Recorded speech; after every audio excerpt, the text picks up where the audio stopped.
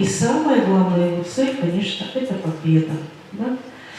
Поэтому, уважаемые коллеги, не буду долго говорить, потому что все уже в напряжении, все в волнении, все в ожидании. Поэтому желаю всем хорошего настроения, успехов, ну и, как говорится, добрый путь. Спасибо. Спасибо, Светлана Николаевна. Уважаемые конкурсанты, уважаемые члены жюри, уважаемые гости, мы начинаем первое конкурсное испытание «Блиц-интервью». Нашим участникам необходимо будет ответить на вопросы, которые будут связаны с их профессиональной деятельностью, с опорой на, конечно же, основные положения профессионального стандарта, ну и, конечно же, с учетом и спецификой деятельности на разных уровнях образования. Какие это будут вопросы? Ну, во-первых, это будут блиц. Вопросы, где от вас потребуется, например, совершить предложение буквально несколькими словами. Во-вторых, это будут вопросы, которые будут связаны с профстандартом, с вашей деятельностью, с вашей профессиональной позицией. И это, конечно же, будут еще вопросы и от жюри, которые вы услышите здесь воочию. И я думаю, что наш профессиональный, да, в этом случае, диалог, конечно же, продолжится. Итак, мне хотелось бы, прежде чем мы действительно перейдем уже к, собственно, самим вопросам, представить наших конкурсантов. Итак, встречайте. Авдеева Ирина Васильевна, педагог-психолог Государственного образовательного учреждения специальной инфекционной школы номер 41 города Сыктывкара. Козлова Светлана Сергеевна, педагог-психолог муниципального автономного дошкольного образовательного учреждения Центра развития ребенка, детский сад номер 108 города Сыктывкара. Кирманова Светлана Викторовна, педагог-психолог муниципального образовательного учреждения школы города Купы. Нестеркина Мария Алексеевна, педагог-психолог Государственного национального образовательного учреждения Уфимский политехнический техникум. Платонова Елена Викторовна, педагог-психолог муниципального образовательного учреждения детский сад номер 41 Белоснежка города Воркуты. Участие каждого конкурсанта будет оцениваться по критериям, и по сути, где каждый из них должен проявить непосредственно аргументацию своих суждений, глубину размышлений и не только. Ну и, уважаемые конкурсанты, разрешите представить вам, собственно, тех, кто будет оценивать непосредственно это конкурсное испытание, наши уважаемые члены жюри.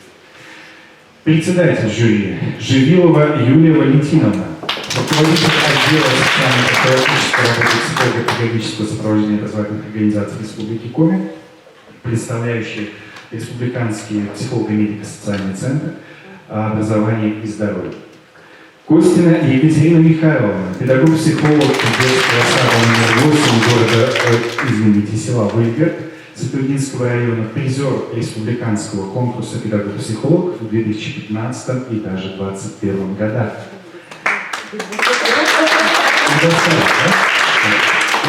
Видите? Ныркова Светлана Анатольевна, заведующий Центром аттестации педагогических работников школы Республиканского института развития образования. Селикова Татьяна Александровна, руководитель отдела ЦП диагностики, консультирования и комплексного сопровождения детей с ОВЗ, представляющая также Центр образования и здоровья.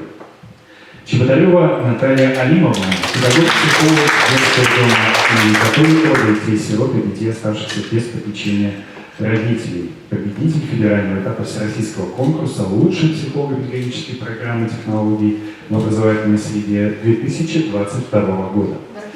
Ну и, конечно же, мы хотели представить Ольгу Сергеевну Главинскую, старшего специалиста отдела развития образования и воспитания Министерства образования и науки Республики Коми, ну и ваш покорный слуга Мирина Александра, методист гимназии искусств. Итак, все наши конкурсанты представлены. Вы видите, какие члены жюри, да, занимающиеся самыми разными направлениями деятельности. Перейдем к нашим, собственно, вопросам. Первый вопрос будет блиц. Вопрос, где вам нужно будет завершить, собственно, предложение, буквально сказав несколько слов. Прошу вас говорить погромче, потому что у вас, к сожалению, в отличие от меня, да, я в более выгодной позиции, микрофона не будет. Итак, закончите, пожалуйста, фразу. Мне нравится работать педагогом-психологом, потому что... Мне нравится работать педагогом-психологом, потому что... Вы инициативно. Я считаю, что это мое призвание, потому что я хотела работать с детства с детьми и в школе. Школа это всегда была моим вторым домом, поэтому это вот искренне такое. Поэтому вот это, Спасибо, Мария Алексеевна. Уважаемые конкурсанты, пожалуйста. Для меня это оптимальная работа. Она позволяет мне строить планы не только в профессиональной деятельности, но и в личной жизни, в семейной жизни и в социальном окружении общем. Спасибо, Светлана Сергеевна. Дальше. А для меня это отождествляется с волшебством, потому что родители приходят к тебе за помощью, да, и ждут того, что ты как махнешь волшебной палочкой, да, и поможешь, сделаешь какую-то, ну, да, как говорится, окажешь коррекционную помощь, поможешь в чем-либо, как говорится. Спасибо, Светлана Викторовна. Ну, работа психолога для меня отождествляется с разными направлениями, потому что я и с детьми, и с педагогами, и творчески воплощаю какие-то идеи. И педагог-психолог в школе, ну, как я в школе, да, я считаю, что такая фигура, которая связывает разные субъекты вот этих учебных отношений, да, образовательных, который, ну, дергает как бы за ниточки и может объединить всю коррекционную систему и направить туда в то или иное русло, в то или иное направление. Спасибо, Ирина Васильевна. Для меня это возможность самореализации в чем-то очень важном, значимом не только для меня, но и для многих других людей вокруг. Я могу реально видеть плоды своего труда. Я понимаю ценность этой профессии, и я рада, что я могу этот вклад вносить, и моя жизнь будет не только для меня. Спасибо, Елена Викторовна. Ну, в принципе, да, мы немного размялись с вами. Вот. Ну, а дальше, конечно же, пойдут вопросы, да, которые в большей степени затрагивают и вашу профессиональную, конечно же, деятельность, да, и непосредственно потребует, возможно, от вас демонстрации какой-то позиции вашей профессиональной. Да? И, конечно, вот вы говорили очень много о том, что мы работаем с самыми разными субъектами образовательных отношений, и в нашем, конечно же, изменяющемся мире фактически мы понимаем, что меняется, наверное, все-таки и самые разные отношения. Отношения к жизни, отношения к миру, отношения друг к другу, которые могут определяться, конечно же, разными ценностями. Да? И в связи с этим вопрос, который мы хотим вам задать в рамках блиц-интервью, скажите, пожалуйста, какие ценности субъектов образовательных отношений вы считаете приоритетными на сегодняшний день? И как их формировать и развивать в современном образовании? Я еще раз повторю вопрос. Какие ценности субъектов образовательных отношений вы считаете приоритетными на сегодняшний день? И как их формировать и развивать в современном образовании? Уважение, любовь, в первую очередь, допустим, для меня. Ну, вы работаете с дошкольниками? Нет, Нет. со школой, Да. с родителями. Ага. И как их формировать и как развивать?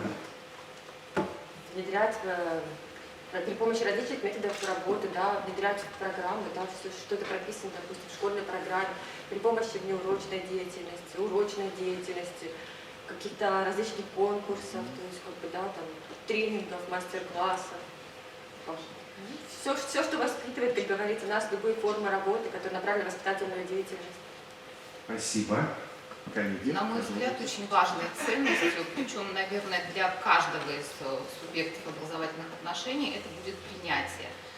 Родители должны принимать образовательную ситуацию, своего ребенка в ней, с теми индивидуальными особенностями, с теми психологическими качествами, с теми ограничениями, дефицитами, успехами, вот со всем, что он в себе составляет. Они должны принимать тот образовательный процесс, который в этом образовательном учреждении установлен, потому что они не имеют сейчас достаточного влияния на его изменение качественное. Со стороны педагогов это принятие, безусловно, своих воспитанников, принятие родителей, для того, чтобы потом выстраивать с ними отношения, для того, чтобы иметь возможность на них влиять. Но в первую очередь мы должны понять и принять мир таким, какой он есть. Людей вот в этих образовательных отношениях, таких, какие они есть. Также дети между собой, также они должны принимать друг друга, да, людей вокруг себя разными, но при этом обладающими равными правами. Как вы развиваете, формируете вот это качество принятия? Как вам это удается делать? С разными субъектами образовательных отношений, конечно, работа ведется по-разному. Вся она в целом выстраивается в рамках психологического просвещения с родителями и педагогами. Им больше нравятся активные формы работы, активные диалоги, возможность что-то обсудить. Психологические акции очень хорошо заходят родителям. В плане такого отклика, они с этого хорошо начинают вхождение в психологическое знание. С детьми это отдельные тренинги, занятия, которые направлены как раз на развитие толерантности к различным особенностям детей внутри их коллектива, такого плана работы. Спасибо, коллеги. Я считаю, что основное, наверное, основное в моей позиции это нравственность, развитие нравственности, с этого нужно начинать. А каким образом формируем? Ну, по принципу относись к людям так, как ты хотел бы, чтобы относились к тебе. То есть начинает он прежде всего с себя, педагог с себя, родитель с себя, и дальше мы развиваем эту линию, и уже все остальные способы, они уже будут как способы, которые помогут нам развивать в детках и во взрослых некоторых тоже нравственные качества. Хорошо. И наиболее эффективный способ? Личный пример, все равно. Спасибо. Пожалуйста. Ну, раз это субъекты образовательных отношений, то я считаю, что в первую очередь должны быть доброжелательность и коммуникативность. То есть получается, и родители, мы должны стремиться к тому, чтобы родители со школой, да, с нами наладили общий язык, чтобы идти по одной линии, чтобы между собой учителя, да, шли в одну ногу, да, чтобы было взаимопонимание, поддержка. И соответствующие мы вырабатываем это и развиваем эти отношения у детей. То есть доброжелательность, позитивное отношение к жизни, к миру и принятие, тут же принятие другого человека получается. И, ну, то есть коммуникативные и взаимоотношения между членами коллектива и класса. Спасибо, Ирина Васильевна. Мария Алексеевна. Я поддержу коллег. Вот здесь услышала созвучные вот с моим мнением и развитие и нравственных ориентаций, то есть их, да, такой акцент на них, и общение, коммуникация очень важно. Но так как я работаю в профессиональном учебном заведении, то для нашего учебного заведения становится важным такая ценность, как самореализация, потому что там уже уже, можно сказать, взрослый человек, да, 16 лет, это обычно выбирает свой путь, и вот помощь вот на этом пути самореализации, вот это основная задача в нашем учебном заведении, и она абсолютно с разных сторон может, то есть это есть студенты, которые приходят уже с видением себя в этой профессии, потому что, возможно, у них там папа, то есть или дядя уже в профессии, он как бы понимает, что он в ней будет делать. А есть студенты, которые приходят без мотивации, ну вот каким-то образом, да, там по рекомендации родителей попал. И вот наша задача как раз-таки, ну, помочь этому студенту увидеть вот в данный период времени вот ценность вот того, что я поступаю, то есть увидеть для себя вот эти вот ну, какие-то приоритеты того, что даже не имея какой-то профессиональной мотивации, выбрав эту профессию, я все равно этот путь пройду. И мне это что-то даст. И вот понимание, вот, помочь студенту осознать это, понять и пройти все-таки этот путь до конца, и дальше уже помочь ему выбрать следующий этап развития. Ну, такие как поступление, допустим, дальше в ВУЗ. Спасибо, Мария Алексеевна. А скажи, пожалуйста, что, по вашему мнению, в большей степени способствует формированию как раз у студентов этой самореализации? из вашего опыта? Из нашего опыта это в первую очередь удачно, успешно пройденный этап адаптации вот первого курса. И у нас здесь работа очень активно ведется, причем с разных сторон. Это не только социальная адаптация к новому коллективу, а еще вот как раз-таки социальная, профессиональная адаптация и дидактическая, то есть умение вообще влиться вот это в новый процесс обучения, отличный, да, от предыдущего. Ну и здесь самая разная работа проходит. Она как и в групповом формате, индивидуальном, если отдельно берет студент с какими-то трудностями и непониманием, что он там буквально хочет там забрать документы и уйти, мы его буквально, как у нас завуч выражается, обнимаем, накрываем так со всех сторон и помогаем ему, потому что он уйдет, он в никуда. Практически зачастую дети, решающие бросить и не знающие, что делать дальше. И вот мы им помогаем со всех сторон. Ну, это индивидуальная работа, и консультации, работа с родителями, это опять же комплексная работа. Спасибо. Спасибо, уважаемые участники, за ваше мнение. И сейчас мы будем говорить с вами о профстандарте. Вопрос, в принципе, достаточно простой, наверное, да? Но как бы мы к нему не относились, мы с вами понимаем, да, что профстандарт, в общем-то, определяет нашу с вами профессиональную деятельность. Вопрос заключается в следующем.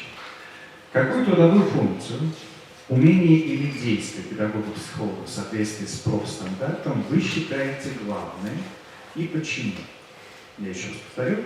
Какую трудовую функцию, умение или действие педагога-психолога в соответствии с профстандартом вы считаете главной и почему?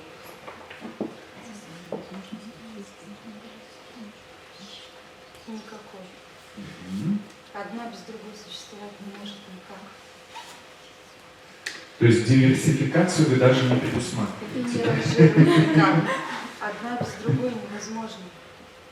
Невозможно просвещать без знания умений других функций. Невозможно проводить диагностические функции какие-то без знания других функций. Абсолютно экспертизу невозможно осуществлять без психодиагностики. Коллеги, у кого еще какие мнения? Ну, я соглашусь, но у меня вот здесь такую сделаю ремарку, что ли, можно сказать, что каждое учебное заведение все равно какое-то приоритетное направление, допустим, да, выбирает, и в этом приоритетном направлении может какая-то функция быть достаточно такой доминирующей, да. Вот в нашем учебном заведении, опять же, это профилактика в первую очередь различных и девиаций, и дезадаптаций, связанных, да, с поступлением. Ну, то есть тип да. Учреждения, да, или Да, особенности он, контингента да, будет да, определять. да. Хорошо.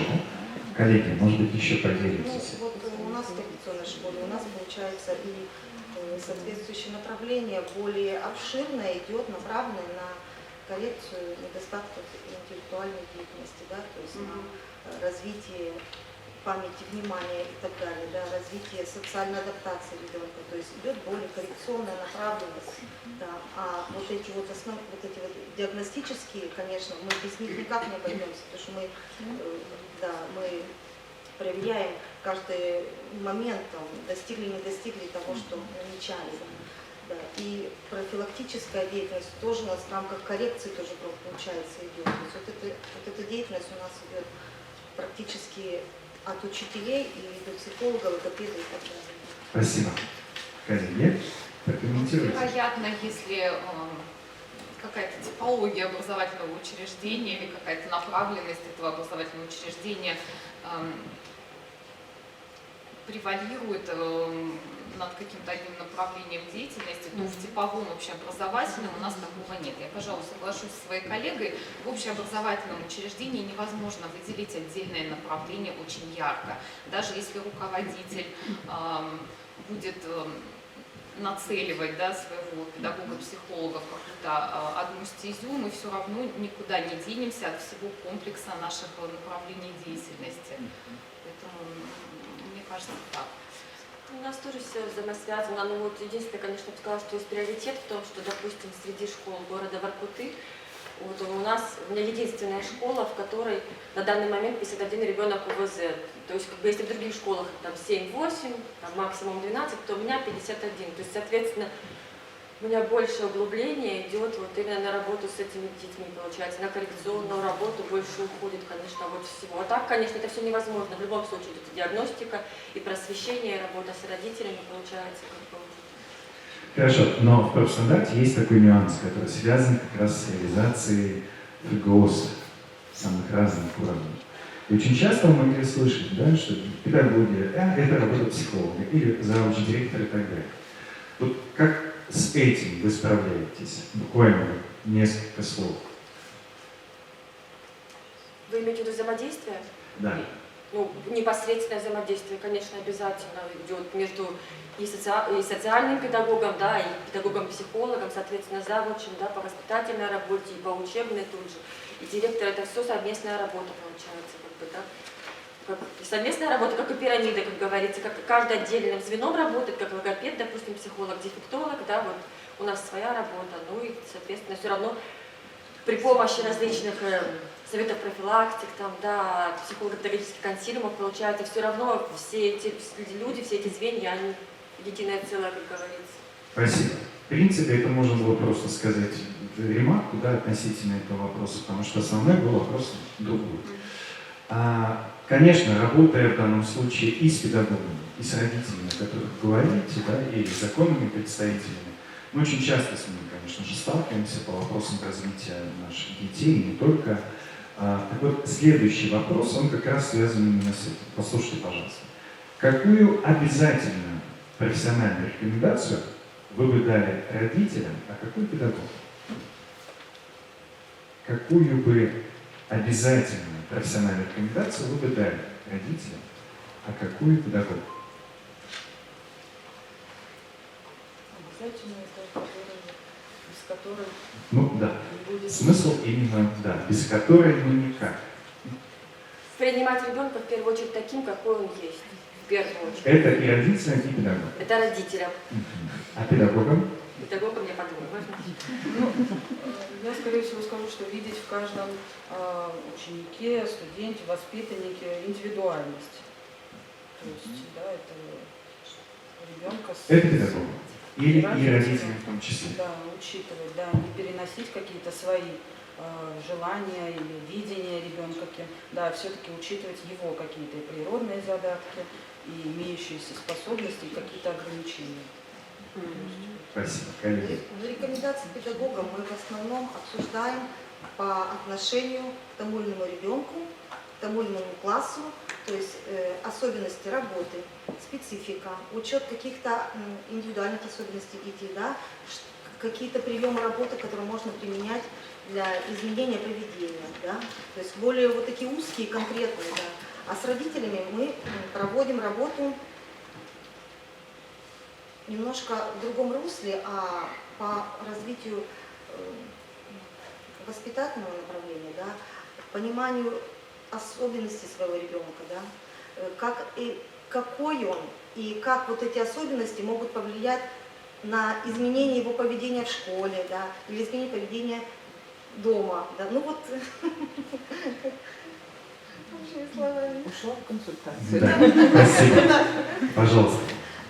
Для меня, например, вообще рекомендация — это уважение. Прежде всего уважать. Уважать ребенка, неважно кого, ребенка, взрослого, коллегу, уважать. Это значит знать и оценивать, не оценивать, знать, изучать его точку зрения, которая существует, имеет право быть на основе его предыдущего опыта, да, и с учетом уже вот этого опыта принимать и уже в дальнейшем какие-то выстраивать какое-то взаимоотношение с ребенком. Прежде всего уважать. Уважать ребенка, уважать взрослого, коллегу. Для меня универсальная рекомендация для педагогов – это знать, понимать, как сделать образовательную среду благоприятной для ребенка. Для вот того ребенка, который у тебя есть, конкретного Маши, Пети и Кати. Вот, уметь учитывать особенности разных детей для того, чтобы среда вашей группы, она была благоприятна ко всем. Она была принимающей, она была безопасной, она была комфортной. В ней мог расти и развиваться здоровый, счастливый ребенок. А если родители? Если родители, то, на мой взгляд, универсальная рекомендация – это принимать. Принимать то, что тебе послал Господь. со всеми его достоинствами, со всеми его дефицитами, со всеми его особенностями, понимать, что нужно твоему ребенку для того, чтобы его будущее было успешным, максимально, если мы говорим о детях с ОВЗ, они тоже могут быть успешными в своем отдельном круге. Даже если это не до конца компенсируется, это не говорит о том, что ребенок будет выпадать из социального окружения, или будет неуспешен, или не будет счастлив. В любом случае, любая особенность, она может быть поддержана, принята, для нее тоже могут быть созданы условия, способствующие развитию ребенка. Любить его любым. Спасибо. Педагогам Да. учитывать индивидуальные особенности, в первую очередь. Педагог должен подстраиваться все-таки под ребенка, потому что все дети разные, да, кто-то, допустим, бывает робкий, кто-то, наоборот, бывает там, по поведению, наоборот, шумный, да, громкий. То есть задача педагога подстроиться под детей, как говорится, все равно вот организовать процесс обучения, да, таким образом, чтобы все дети были на равных, чтобы были даны знания, да, чтобы это все было дано усвоиться. Спасибо. Спасибо, уважаемые участники. Уже несколько лет в образовательных организациях, не только нашей республики, но и вообще всей страны, внедряется целевая модель наставничества. Вот о наставничестве мы как раз с вами и поговорим. Да? Скорее всего, вы включены как-то в эти процессы, да? Но вопрос будет заключаться немножко в другом. Скажите, пожалуйста, в каких видах наставничества вы принимали или принимаете участие, и как они способствуют вашему профессиональному развитию? В каких видах наставничества вы принимали или принимаете участие, и как они способствуют вашему профессиональному развитию? Я являюсь педагогом-наставником большей части профориентационных конкурсов. На протяжении, получается, 3 лет мои дети достигали результатов, попадали в финалы. То есть я была наставником именно по профориентации в проектах. Конкурс первый профессиональный был в 2019 году «Траектория». Мы были участниками форума и самого конкурса победителями. Потом была всероссийский конкурс «Большая перемена», получается. У нас Валерия Максименко прошла. 2-й год у нас был Никанор Толстых. Тоже вот. Для меня вот почему-то вот такая вот стезя идет именно профориентация. Не знаю почему. Хорошо, что она дает вам для вашего Во-первых, профессионального развития? уникальную возможность для себя профессионального роста и даже развития, интересов, знакомства с новыми людьми. Вот это вот именно направленность, получается, она касается того, что это возможность поехать в любые места, которые, как говорится, вот, в которых ты не был. Это знакомство с новыми людьми. Очень много нам дается курсов там. То есть мы там обучаемся на этих курсах, обучаются отдельно дети. Это плотное сотрудничество получается как и с самим ребенком, да, с которым ты являешься наставником, так и с педагогами, с другими, получается. Спасибо. Я реализую наставничество. Ну вот в этом году оно объявлено так официально, да, но вообще на протяжении вот своей работы я стараюсь каждый год участвовать со студентами в научных конференциях, вот, потому что считаю это очень важным и для них, и для себя. Вот. Это вообще удивительные процессы подготовки к этим. То есть они окунаются вообще. Ну, мы проводим. То есть у нас технический в основном профиль в нашем учебном заведении, а мы участвуем в научных конференциях с гуманитарными.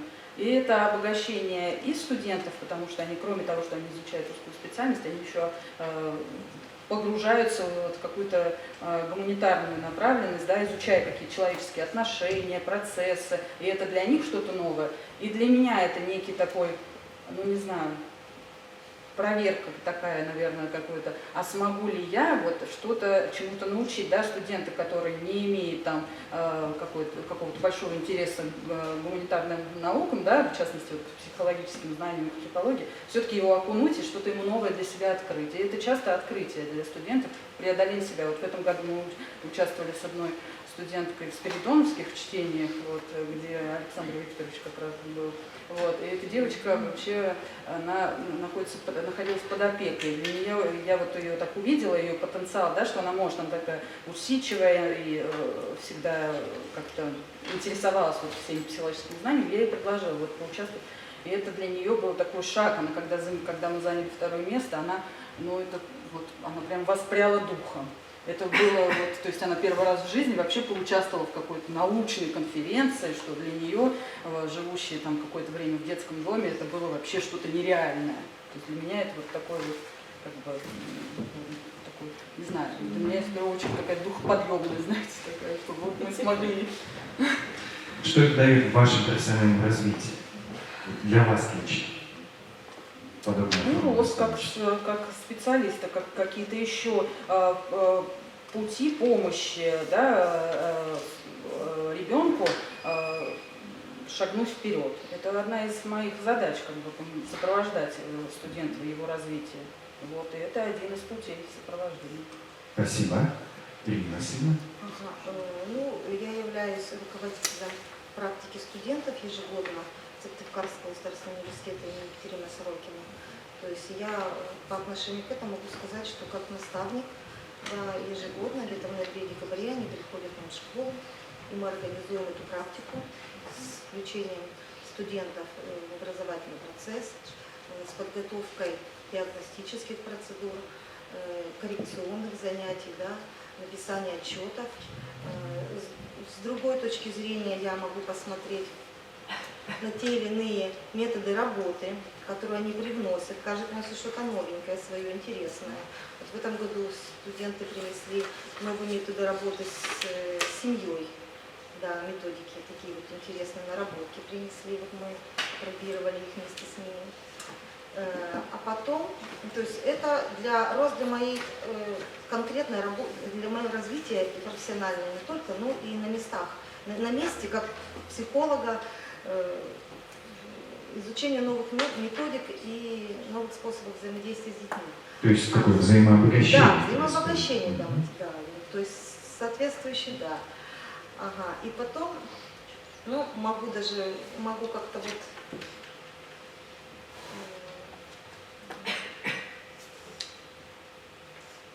как наставник могу сказать, вот как психолог-наставник, мы в этом году и уже в прошлом году начали проектную деятельность, да, я и у нас педагог,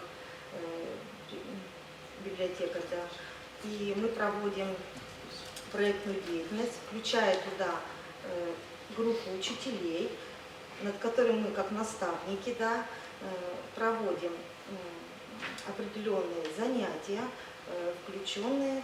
Ну, вот мы выиграли сейчас проект в рамках Республики Коми.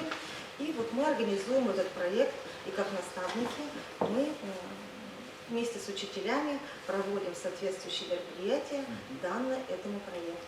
То есть туда включаются как индивидуальные, групповые занятия, включение различных методик. Это мне дает такой творческий потенциал, развивающий. В то же время это мне дает изучение новых методов и тоже технологий, участие большого количества специалистов в нашей школе, чтобы мы могли вот что-то новенькое вот привнести в нашу школу, и вот чтобы мы могли вот наших деток с разными программами, с разными технологиями, да, выводить на тот или иной уровень развития. Это все со школы. Спасибо. Пожалуйста, Светлана. У нас много разных форм тоже. Мы работаем с студентами, мы работаем с конкурсами, да, но вот основной все-таки своей деятельностью вот в плане наставничества я считаю, что я руководитель городского методического объединения педагогов-психологов, то есть под моим руководством находится до 45 специалистов моего профиля. И это уже само по себе не дает скучать и стоять на месте, то есть мы постоянно должны находиться на пике новых событий. А то, что мне нравится делать в этом плане и создает определенные, конечно, трудности, проблемы, которые необходимо будет решать, очень интересно создавать вместе с коллегами линию профессионального развития, профессионального роста. А здесь и анализировать, где они смогут, где не смогут. Посмотреть функцию прогнозирования, да, спрогнозировать, как можно двигаться, в каком направлении каждому из этих 45 специалистов. Как создать условия для их повышение компетентности, да, искать различные вместе с ними возможности, варианты для повышения этой компетентности, где кого показать можно, да. Ну и сами коллеги никогда не дают скучать, постоянно своими вопросами. Особую трудность сегодня задают юридические вопросы, которые они задают постоянно. И отвечая, постоянно находимся вместе в поиске вот этих вопросов, соответственно, это развитие. Спасибо, Елена Викторовна. Да. Пока мы обсуждали этот вопрос, я вспомнила первого студента, которого я взяла на практику. Я тогда была всего нескольких лет работы педагогом-психологом, и мне казалось, что у меня не получится донести много знаний, что я сама еще очень мало умею. Но когда пришел студент, как бы руководитель подписал эту практику, как бы определил человека, когда пришел этот студент, я поняла, насколько много я уже в этой профессии знаю. Мне есть что ей донести, мне есть что ей сказать, потому что она не знает совершенно ничего. У нее теоретическая база. И это была такая первая какая-то мысль о том, что в этой профессии рост идет постоянно. Даже тогда, когда кажется, что ну, это какая-то стагнация, какая-то статичность, вроде все идет день за днем привычным кругом. Даже в этом есть какая-то шлифовка профессиональных граней и наработка каких-то знаний, практических навыков. И, конечно, это было не единожды, были еще работы ведения практики. В течение нескольких лет я вела участников профессиональных конкурсов профессионального мастерства «Воспитатель года» в качестве психологической и методической поддержки участников. Я наставляла детей перед очными турами. У нас маленькие дети, у них маленькие конкурсы, я исследователь представления проекта, но для них это тоже очень волнительно, и они тоже нуждаются очень в этой помощи и поддержке, чтобы набраться сил, смелости и смочь выйти и представить плоды своей такой начальной интеллектуальной деятельности большой аудитории. Это важно. Городское методическое объединение – это очень важная площадка, на мой взгляд. Не знаю, возможно, она здесь в Сыктывкаре работает несколько иным кругом. У нас в Воркуте это в основном платформа для общения, обмена передовым каким-то опытом, результативным опытом. Это очень замечательно. Там мы делимся успехами, находками. На мой взгляд, этой системе очень не хватает хорошего, давно зарекомендовавшего себя такого формата работы, как супервизия. Там, где мы делимся проблемами, там, где мы делимся, может быть, неуспешными какими-то вещами, там, где мы можем, прогнав вот эти вот кейсы, отточить свое мастерство от противного. Где это можно было, даже если он был результативный, где это можно было бы сделать эффективнее или быстрее, или каким-то другим, более изящным способом, проще, легче и так далее. Спасибо. Спасибо, уважаемые конкурсанты. Вот вы все сказали, что вы были или выступали в роли наставника. Выступали ли вы когда-нибудь в роли наставляемых? Безусловно. С самого И детства. буквально вот несколько слов по этому поводу, то есть ремарка, да? Что это была за ситуация? Пожалуйста, Елена. Я в свои наставники включаю всех учителей. Из дошкольного детства я помню немногих, к сожалению, но вот многих учителей, не прям всех, но многих, которые были со мной на этапе школьного обучения, многих, кто был на этапе обучения в университете, и у меня не было прямых наставников, как вот принято сейчас в системе образования, там, где закрепляется приказом этот наставник за тобой на определенный срок. Вот такого у меня не было никогда. Но всегда рядом были люди, у которых я могла учиться, кому я могла обратиться за советом. И они есть до сих пор. Я очень благодарна им, судьбе, за то, что они у меня есть. Спасибо, коллеги, поделитесь. Счастье. Ну, у меня тоже, наверное, вот можно вспомнить буквально с детского сада, да, какие-то моменты, когда взрослый был наставляемым. Но у меня вот из последнего, что помнится, это, конечно, обучение. Я закончила Сыктывкарский государственный университет. У нас там был такой преподаватель и вот здесь два сидят преподавателя, которых я хорошо помню и уважаю. И был такой еще, наверное, она еще работает, Савчина Марина Дмитриевна. Вот. Она такую фразу в свое время, для меня это был таким неким, ну, индикатором, что ли, вот еще раз понимание своего места в этой профессии, точно ли я туда пошла. Она такую фразу сказала, что если вам нужно понимать, вы должны идти работать педагога-психолога, если для вас главной ценностью является человек с его вот с этим сложным устройством. То есть если для вас человек является интересом, да, составляет интерес не ваше саморазвитие, а вот именно другой человек, тогда вы вот точно на своем месте. Вот это для меня было вот таким вот опытом наставления. Я могу сказать, некоторые педагоги в школе, вот я их считаю как своими наставниками, потому что благодаря им я куда-то двигаюсь, то есть, да, и как-то реализую свою деятельность.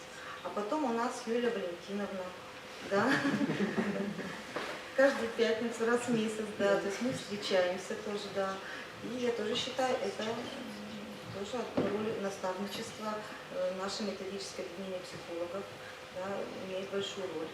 То есть мы... Поделитесь, пожалуйста.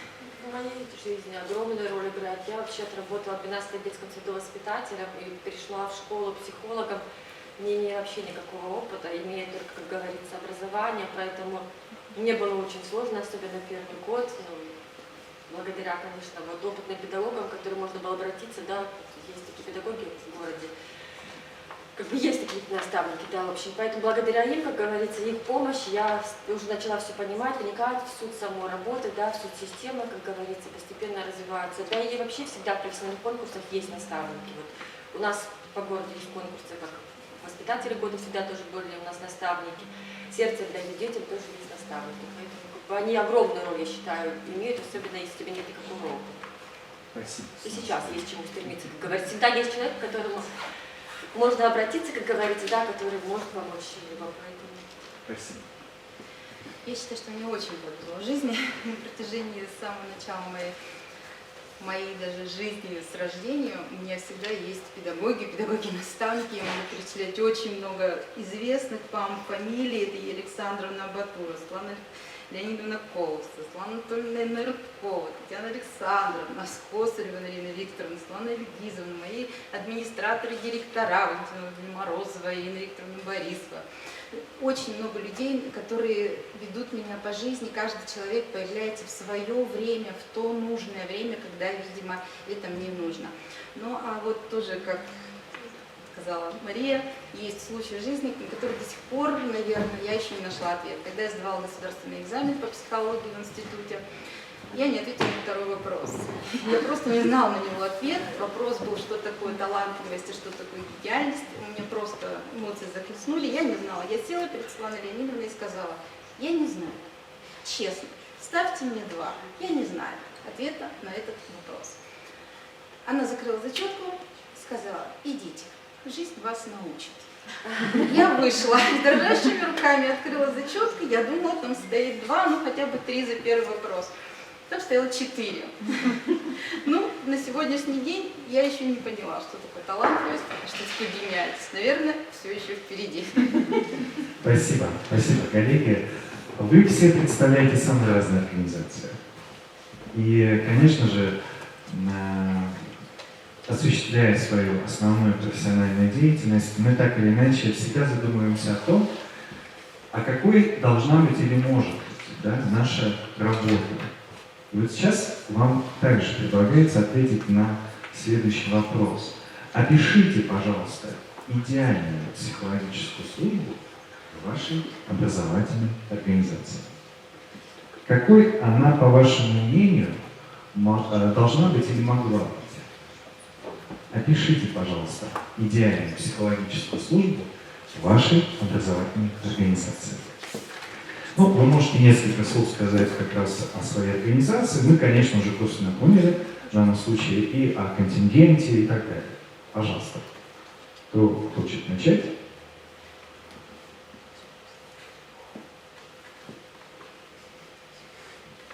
Не переживай, кратко. Я начну. общеобразовательное, дошкольное образовательное учреждение. У нас посещают детки нормотипичные, но в последнее время, естественно, в связи со временем, со всей ситуацией, у нас, естественно, появляются детки с ограниченными возможностями здоровья. Но основным, если мы будем говорить об идеальной психологической службе в учреждении, то очень бы хотелось, чтобы она ограничивалась только темой профилактики. Вот. Провели профилактическую работу, и в дальнейшем и родители, и педагоги уже работают в том русле, в котором есть, чтобы не было у нас коррекции, как изначально. А здесь тоже работает профилактика. Профилактика уже тогда начиналась бы уже даже еще раньше, как забота о своем здоровье, и отсюда мы вытекали бы к тому, чтобы у нас потом не было коррекции. Да? Диагностика носила бы тоже чисто не с дальнейшей коррекцией, а вовремя увидеть и сразу же помочь. Но чтобы это не было уже поздно увидеть. Да? То есть чем раньше увидели, тем раньше успели, минимально скорректировали командой и пошло бы дальше. То есть вот просвещение, профилактика. Спасибо. В идеале. Вот знаете, когда вот у нас бывают разные курсы повышения квалификации, там вот в слайдах бывают такие вот, рисуют такие схемы взаимодействия всех звеньев в организации. Всегда смотришь, думаешь, как красиво, как хорошо, как хочется так же. Вот. И вот, наверное, для меня это главное, потому что бывает при работе то одно звено выпадает, то есть родитель не включен, и все, и работа уже может застопориться, и думаешь, что делать-то, и как же здесь помогать. А бывает, что учитель не включен, да, как бы он считает, что это вообще не его проблема, и здесь, да. Вот. А бывает случаи, где все хорошо и все включаются, и тогда есть результат. И вот для меня, наверное, вот этот образ, это некая такая, не знаю, какая-то ромашка, что ли, где вот все, они цветут и всем хорошо. Вот, наверное, для меня это вот эта идеальная служба, где есть взаимодействие всех звеньев в той или иной образовательном учреждении, неважно в каком, детский сад, школа. Спасибо. Коллеги, поделитесь. Ирина Васильевна, пожалуйста. Ага. Ну, а если говорить об идеальном, вот наше учреждение находится на первом этаже обычного пятиэтажного дома. Поэтому первая мечта – иметь пространство, где я могу заниматься с детьми и отдельно сенсорной деятельностью, и отдельно коррекционными занятиями, и отдельно кабинет для детей аутистов, да, чтобы чтобы индивидуально вот такое было вот у меня местечко. Но, к сожалению, у нас такого не получается. Но сейчас мы участвуем в федеральном проекте «Современная школа», и мы минимально будем приближать наши мысли к этому. Да, у меня будет немножко уже свой кабинет, да, такой немножко современно оборудованный, да, потому что по стандартам мой кабинет делился, получается, с другими предметами, да, так как у нас определенные условия. Да, то есть я вот надеюсь, что все, что мои задумки будут, я все воплощу. Спасибо. Коллеги, ваше представление идеальное. Я позволю себе пофантазировать. Это служба, в которой есть больше одного человека, в которой есть команда специалистов. Потому что в моем учреждении я одна. Вот все, больше коррекционных никаких нет. Хотя детям очень нужен логопед, но нет такой возможности, да, в штатном расписании сейчас. Очень хотелось бы вот это вот взаимодействие видеть не только с родителями и педагогами, но и с включением других корректирующих специалистов. Очень хотелось бы не думать о возможностях развития материально-технической базы, а иметь просто достаточное оборудование и достаточный хороший диагностический материал, с которым можно работать, не искать возможности, где его скачать и распечатать на каких-то листочках. Лишнее надо творить людям, специалистам, им надо быть с детьми, им надо быть в вовлеченным в деятельность, и вот, чтобы эти все отдельные нюансы не забивали голову, по крайней мере, им на это есть руководитель, да, на мой взгляд. Спасибо. В нашей школе общеобразовательной есть и учитель-логопед, и учитель-дефектолог, получается, психолог, да. Но идеально, что хотелось бы, нехватка времени, я бы сказала, для того, чтобы взаимодействовать друг с другом. Так получается, что каждый находится в своем кабинете, и каждый по большей части занимается вот своей работой. И вот хотелось бы, чтобы было более плотное, тесное сотрудничество, допустим, потому что вот обсуждать что-либо, встречаться нам приходится только вот на советах профилактики, допустим, да, вот на тех же самых педагогических консилиумах. Хотелось бы просто отдельно собираться, допустим, какие-то определенные, может быть, там, выделять дни, там, определенное, да, определенное время, чтобы более тесно сотрудничать по каким-то определенным деткам, потому что деток на самом деле очень много проблемных, и как-то больше все равно получается, что звенья этой структуры работает, ну, я бы сказала, каждый все равно сам по себе, нет плотного тесного сотрудничества. Для меня это как бы вот, в первую очередь приоритет, остальное. Спасибо. Вот следующий вопрос, он как раз связан с тем, на что вы, по сути, сейчас отвечали. Каким должно быть взаимодействие педагога и психолога с другими педагогическими работниками? Как бы вы его описали? Каким, по вашему мнению, оно должно быть? Вот чтобы звенья, да, в данном случае у нас не выпадали и так далее, да, либо не работали сами по себе и прочее. То есть опишите, пожалуйста, его. Согласованным, системным, открытым к диалогу, чтобы каждый мог высказать свои печали, опасения, сомнения, тревоги, надежды, и вместе можно было бы прийти к каким-то общим решениям. Чтобы это была система, в которую входят и специалисты, и педагоги, и администрация. Может быть, где-то отдельно родители могли бы привлекаться к этой работе и тоже вносить какие-то свои предложения по работе внутри образовательного процесса, да, по его какому-то налаживанию. В любом случае, это должен быть диалог конкретный с обсуждением конкретных механизмов, идей, предложений. Иначе это не будет работать. Если это завуалировано, если это пытается кому-то в угоду обойти не очень удобные вопросы, то это не будет работать как система и не будет результата этой работы. Спасибо. Да, ну или объяснение, понимание этому, да, вот, допустим, тому же родителю или педагогу, то есть какую роль, какую помощь он конкретно может оказать, чтобы он понимал вот эту свою и осознавал важность своей роли вот в помощи, да, потому что мы все-таки все работаем в одном образовательном учреждении, нацелены на одно, да, на улучшение там какой-либо ситуации, если можно, допустим, то есть это в первую очередь понимание роли каждого звена вот, в той или иной ситуации. Для этого, да, нужен диалог, вот, обсуждение каких-то моментов. У нас диалог происходит во время психологических консилиумов, которые у нас организованы в школе, плановые, неплановые. Мы встречаемся по любому поводу, если возникает, со специалистами, и педагогами, и классными руководителями, и предметниками, и обсуждаем трудные проблемы, которые возникают. То есть, и стараемся ее разрешить.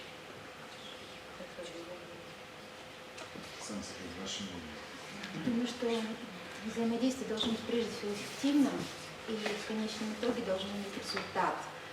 Может быть, конечно, разным, может быть, в идеале положительным, но, в принципе, допустим отрицательный результат, тогда это создает новую позицию для нового диалога, опять-таки, да, для нового эффективного взаимодействия. Я считаю, что прежде всего взаимодействие должно иметь цель и должно быть эффективным.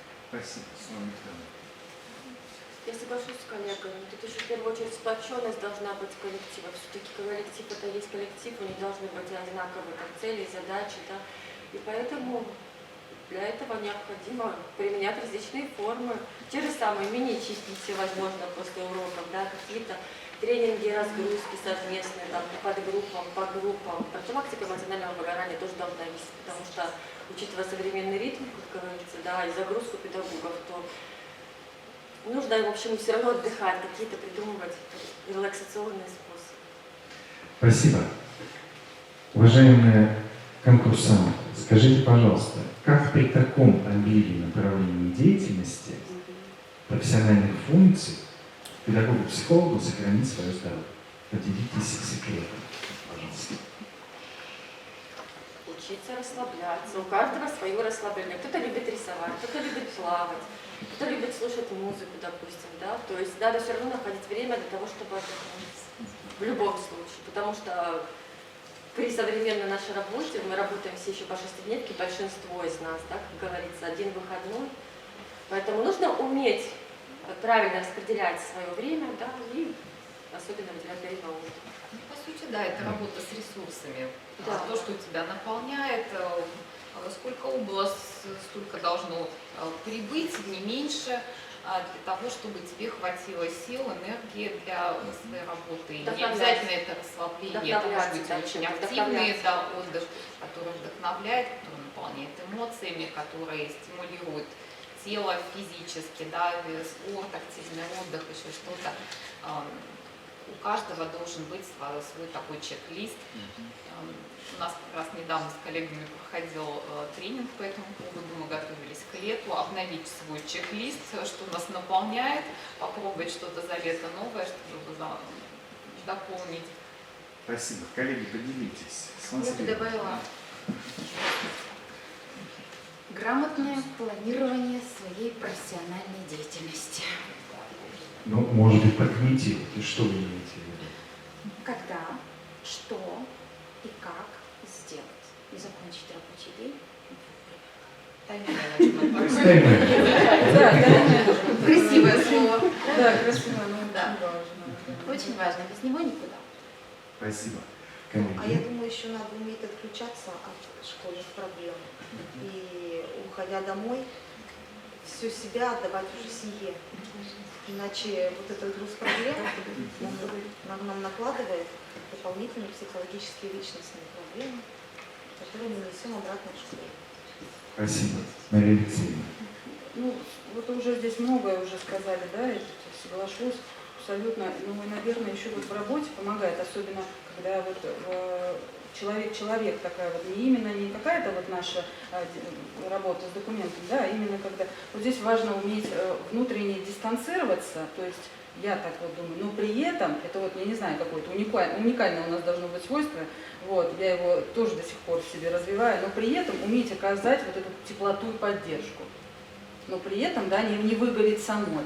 Это вот, этому надо вот учиться. Но еще плюс, опять же, вот наши дорогие учителя нашего Сыктывкарского университета, это еще хороший багаж профессиональных знаний, потому что они тебе дают эту возможность не брать из своего, искать где-то, как, ну, то есть брать свой жизненный опыт и искать, а как бы я здесь, а брать именно профессиональные знания, тогда это вот помогает тебе не выгореть и не использовать свои вот какие-то жизненные ресурсы. Хотя, конечно, безусловно, и личный опыт должен, может быть, присутствовать в работе, но, тем не менее, все-таки эта опора должна быть на профессионально, а для этого надо постоянно развиваться профессионально. И вот лично для меня, мне на самом деле вот как раз-таки профессиональное развитие помогает не выгорать.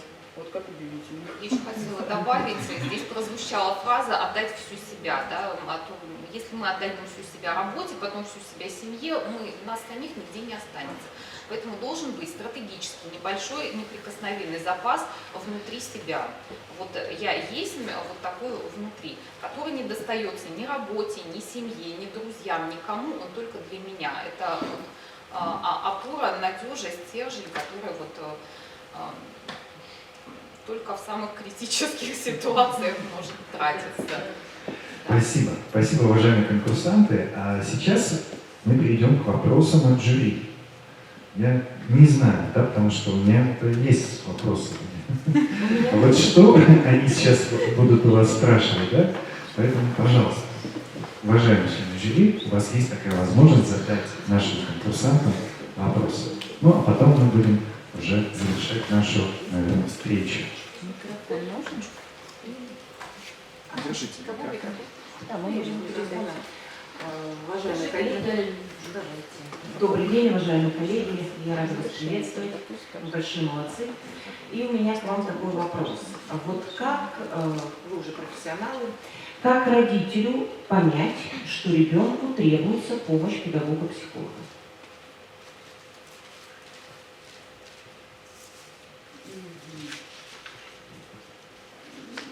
То Ну, поведение возможно, это ребенка.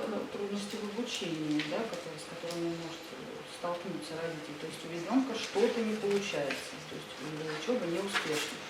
Ну и поведение в том числе. Поведение. Проблемы же могут быть очень разного Да. плана, и не всегда для родителей очевидно, а иногда даже очень очевидные для многих специалистов проблемы. Родитель не видит. Да, родитель не видит, и надо еще ему доказать, что это объективно существующая проблема есть у ребенка. Еще, может быть, не одну неделю, а то и месяц потратить на это доказательство очевидного. Поэтому часто родители видят сами, иногда перестраховываются, и что-то у них внутри гнетет, и не приходят развеять сомнения. Допустим, у ребенка все хорошо, нет проблем. Если нет, то различными способами, консультированием не помогло, значит, приглашением в образовательный процесс для того, чтобы наблюдать, имелась возможность у родителя наблюдать действительно затруднения у ребенка в процессе образовательной деятельности. То есть мы используем только поведенческий аспект. Мы видим по поведению. Абсолютно. Учебную деятельность. Учебную деятельность. То есть смотрим, да, ведущие деятельности, который был в данном Бывает, возрасте. Также прислушиваться к Бывает, мнению состояние коллег, здоровья которые нужно тоже, да. обратить внимание, тоже возможно какие-то соматические проявления. То есть Как только родитель перестал справляться самостоятельно, я думаю, что он же должен понимать, что ему необходима помощь со стороны. Большое спасибо. нам бы было интересно услышать его мнение, тоже, если можно потом. Я бы хотела задать вопрос, касающийся конкурса. Что вы ждете от этого конкурса? Что даст вам конкурс? Такой психолог и почему вы здесь участвуете? Для чего вы пришли именно на этот конкурс? Я пришла для опыта. Просто ради интереса, ради нового знакомства, ради опыта. Немножко отвлечься от учебной деятельности, как говорится. Смотреть конкурсы изнутри. Потому что в первый раз я до такого этапа не дошла. Мне очень интересно поучаствовать в очном этапе, чтобы потом поделиться с коллегами, которые сидят сейчас в зале и будут участвовать в следующем. Чтобы стать педагогом-наставником. Да. Да, на будущее. И на ГБО ближайшем. Это тоже опыт. Это тоже опыт. Ну, Вроде и это- тревожный, и с другой стороны вроде бы и спокойный, и вот такое вот непонятное ощущение внутри возникает, да? Но этот опыт, когда-то надо до него дойти. Он дает очень много профессиональных контактов. Я за эти 2 дня столько замечательных узнала людей. И вот сегодня мы только начали знакомиться, еще узнаю, как бы впереди. Это замечательно. Это контакты, которые можно поддерживать и в дальнейшем обмениваться. Это возможность увидеть свои профессиональные дефициты, вообще свое место в этой профессии в нашем регионе. Чего тебе не хватает, чтобы быть в топе, да, в топе ведущих специалистов, куда нужно расти. Или тебе уже хватает, и ты должен делиться это, нести в массы, да, как бы брать людей. Неизвестно, конкурс покажет, поэтому волнение, общение. Это еще и некое такое обобщение своей работы. Вот нельзя же в этом просите, да, характеристику за 3 года.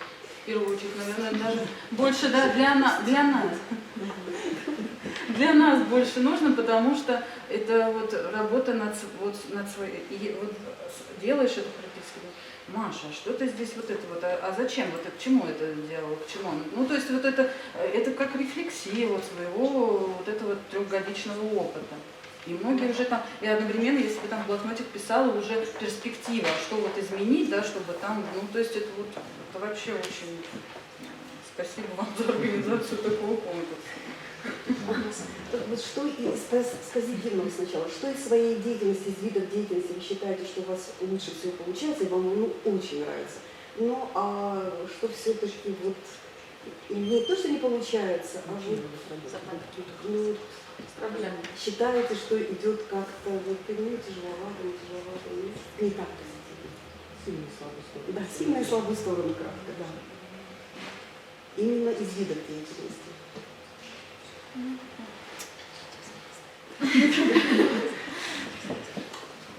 Я считаю, что сильная сторона у меня это коррекционная работа в плане познавательных процессов, вот, в плане развития интеллекта, и уже сюда подходит уже и поведенческая сфера, да, то есть как бы коррекция. Ну, а из наиболее слабых сторон, честно, консультировать. Сложно.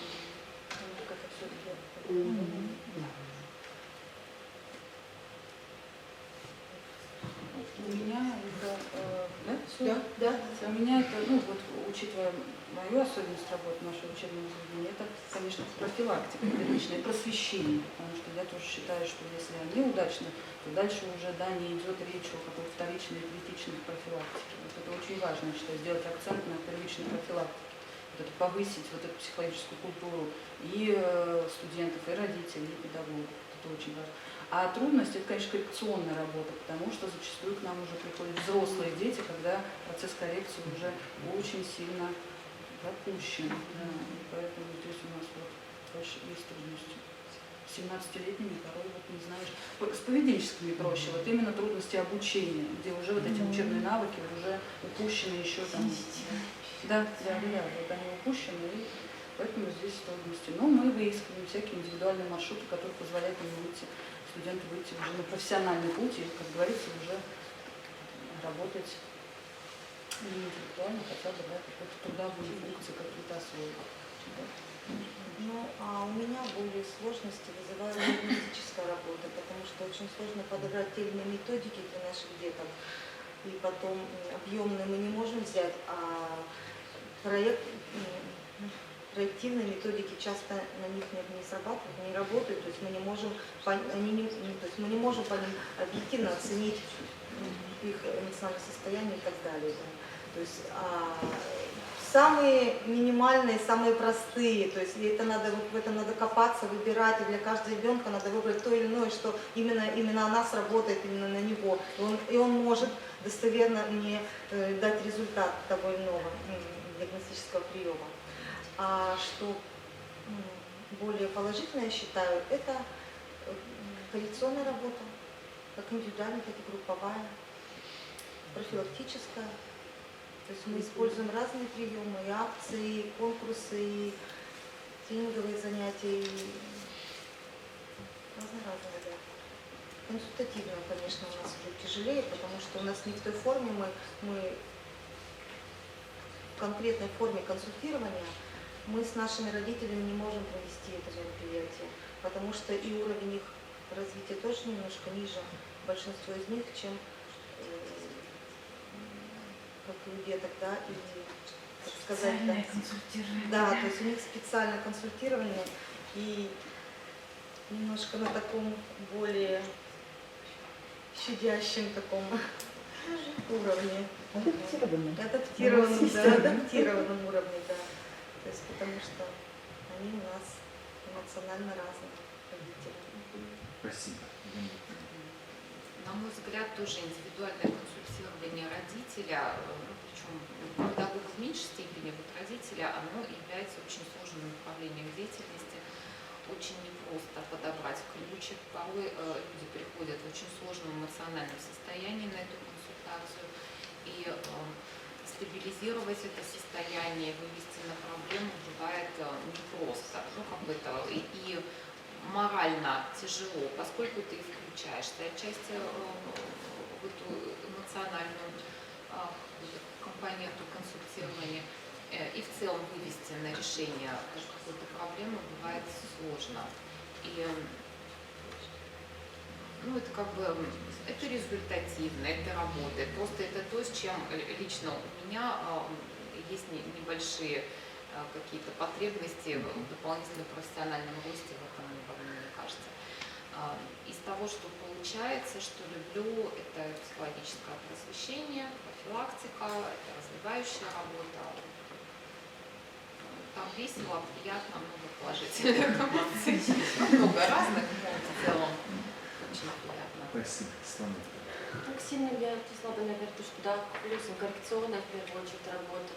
Но опять же, вот если в школе работаешь в какой-то определенный период, допустим, да, ребенок, коррекционная работа, там всегда у нас как бы все равно небольшие, как говорится, сроки проведения, и смотришь уже по результату. Допустим, с одним ребенком бывает достаточно проработать месяц, с другим ребенком работаешь полгода, с с третьим, допустим, годами. Ну вот это, во-первых, еще и самое приятное, как бы я просто работаю еще на протяжении 4 лет, у меня свой частный кабинет, и ко мне ходят детки.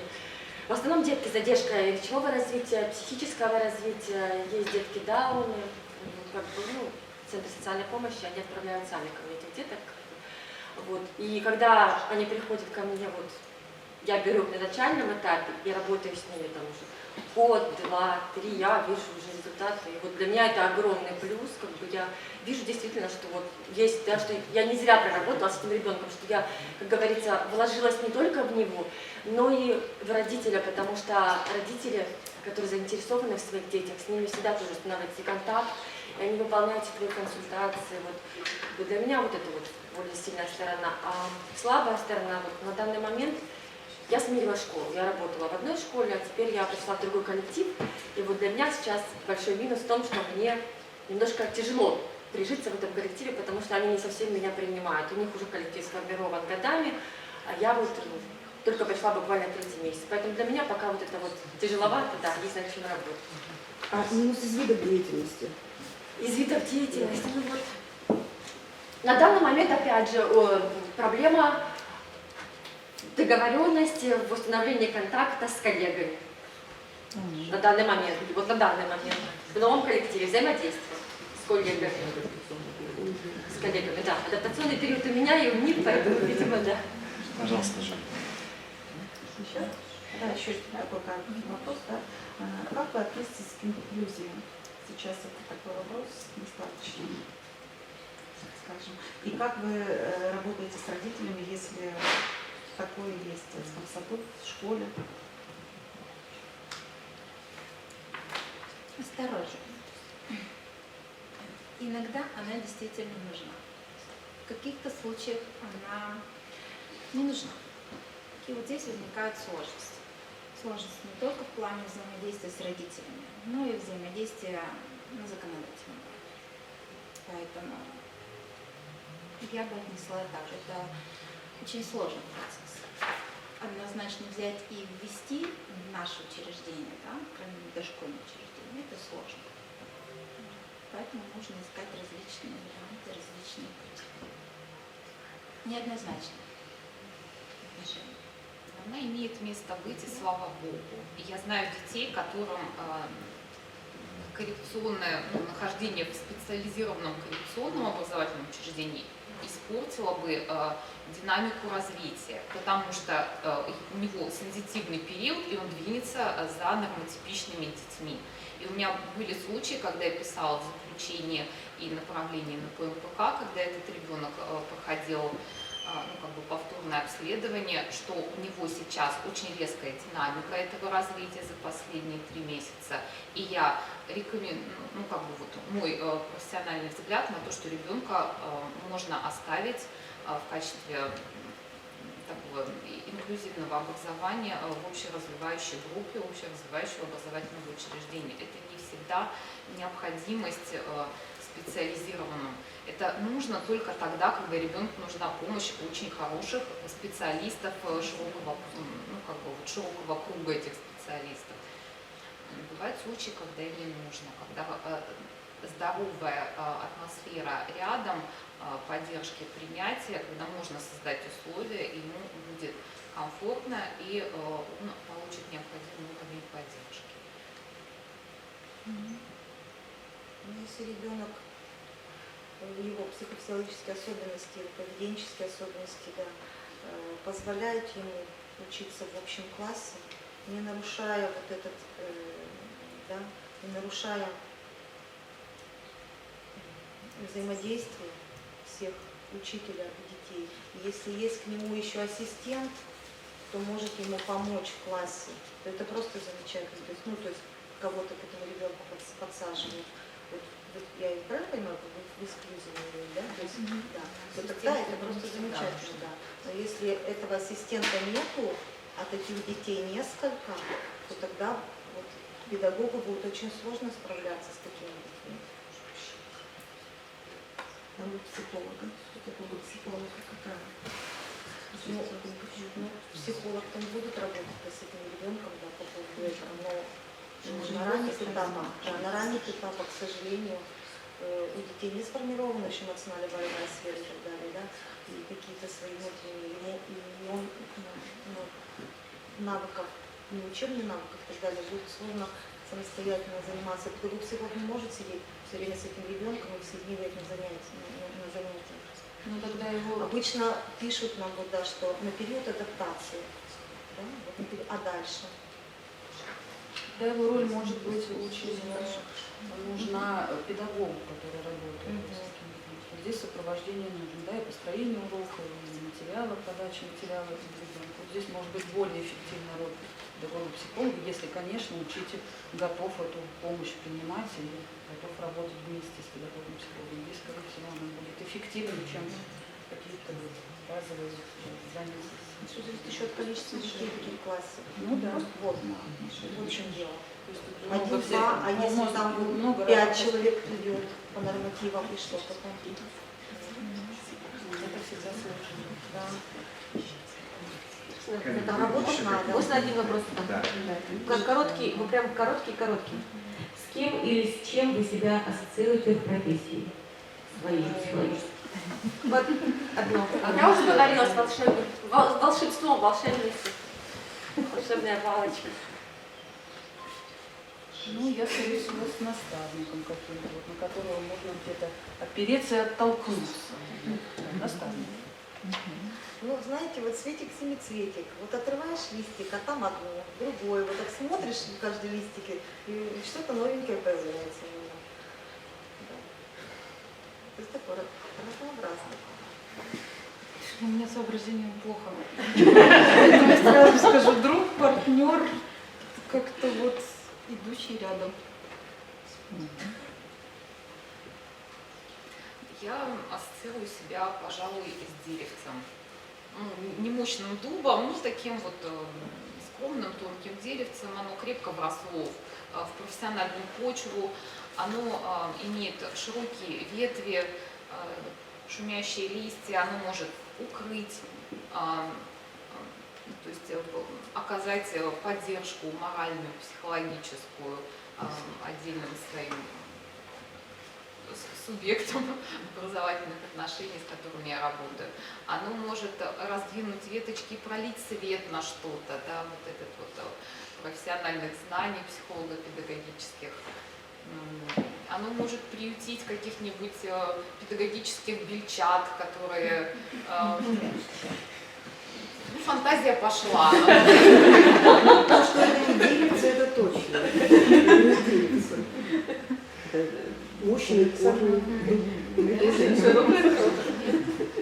Все-таки это дуб. Это привычная корневая система, но тонкая совершенно. Это тоже на деревце. Пожалуйста, еще вопрос. Будет Если есть, Татьяна Жили. И еще несколько, да? Уважаемые конкурсанты, в конце нашей встречи, да, вам тоже будет задан блиц-вопрос, который мне хотелось бы, чтобы вы продолжили это предложение. Как педагогу-психологу мне еще предстоит научиться, и вот чему? Мне хотелось бы, чтобы вы сказали. Как педагогу-психологу мне предстоит научиться Справляться со своими эмоциями. Спасибо. Мне предстоит научиться справляться с синдромом спасателя, потому что даже за рамками профессиональной деятельности я вижу, замечаю очень многих людей, нуждающихся в помощи, и порой начинаю ее настойчиво предлагать. Справляется с синдромом отличницы. Ну, а я считаю, что у нас сейчас новый этап жизни в нашей школе, и вот мне предстоит освоить это все и принять на себя все это, и быть готовой к новым изменениям в своей жизни. Спасибо. Мне научиться, наверное, работать. У меня есть несколько карандашей случаев трудных, с которыми я бывает сталкиваюсь, и еще не совсем здесь научилась как бы действовать эффективно. Вот научиться действовать в нескольких трудных ситуациях, которые у меня есть профессиональные, где-то там зафиксированы. Спасибо, спасибо, уважаемые участники, уважаемые гости. Давайте поаплодируем, потому что основная вопросами интервью у нас уже подошло к концу, но мы же психологи, поэтому мы не просто разойдемся, да, а мне хотелось бы сейчас передать этот микрофон Наталье Олеговне, да, которая участвовала у нас в том числе в разных конкурсах, которая скажет несколько слов напутствия. Да? Мы начали со слов напутствия от Светланы Николаевны и ими завершим.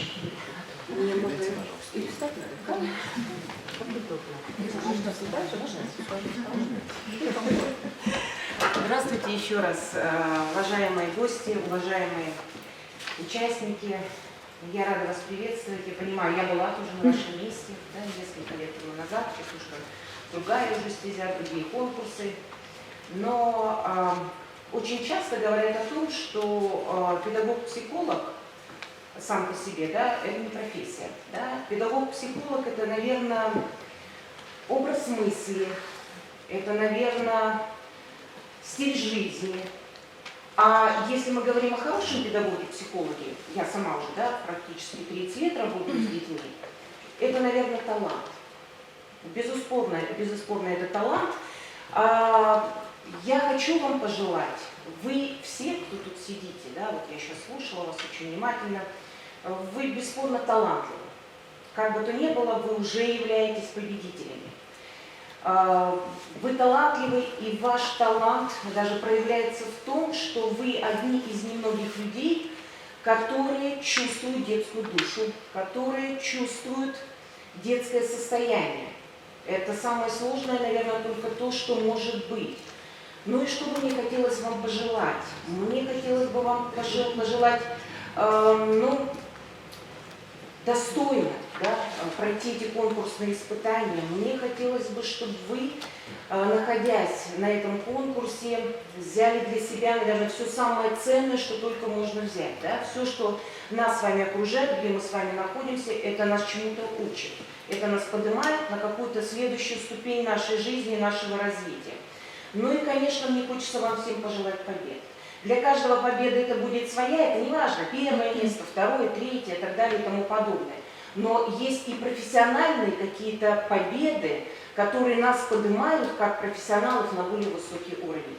Я желаю вам удачи, я желаю вам терпения, я желаю вам позитивных эмоций, вы большие молодцы, всего вам самого хорошего и успехов. Спасибо большое. Уважаемые конкурсанты, мне остается сказать, что первое конкурсное испытание блиц-интервью завершено. Поздравляю! Уважаемые конкурсанты, действительно, официальная часть завершена, вы можете себя чувствовать абсолютно свободно. И у меня объявление уже больше организационного характера. Сейчас вы остаетесь на жеребьевку, да, с нашими организаторами, Нина Александровна, Татьяна Сергеевна вам помогут, да, жеребьевку эту пройти, пережить. Вы можете адресовать организаторам вопросы, они передадут, если будет необходимо жить. Вот, уважаемая жюри, да, вы сейчас поднимаетесь для дальнейшей работы 202 аудитории, у нас не изменилась, да, локация. И, соответственно, мы сейчас, да, все уточним, в какое время мы встречаемся завтра. Есть ли вопросы по формату работы завтра? Ну, я помню, что мы говорили об этом на вебинаре, но тем не менее, может быть, есть вопрос. Наушники у всех есть?